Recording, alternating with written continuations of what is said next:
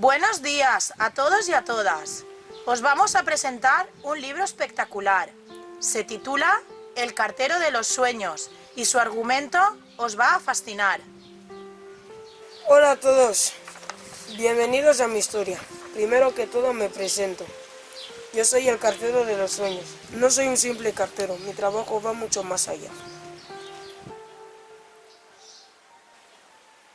Me encargo de repartir los sueños en preciosos sobres de color azul que dejo en las ventanas de todas las personas. Lo hago por las noches y gracias a mi capacidad para volar. Sin embargo, tengo un contrincante que me intenta hacer la vida imposible. Ja, ja, ja, yo soy el cartero de las pesadillas.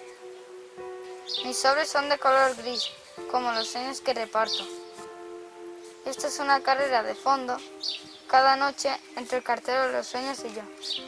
Yo soy Marta, tengo 7 años y me encanta recibir los sueños agradables que me reparte el cartero de los sueños.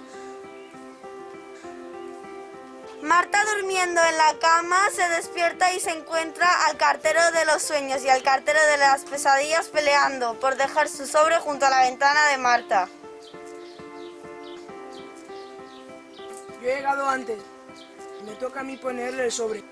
Además, está siempre quitándome los sobres que yo dejo para poner tus pesadillas y que la gente sueñe feo. Marta se despierta. El cartero de las pesadillas huye. Y Marta conoce al cartero de los sueños. Hola, ¿y tú quién eres?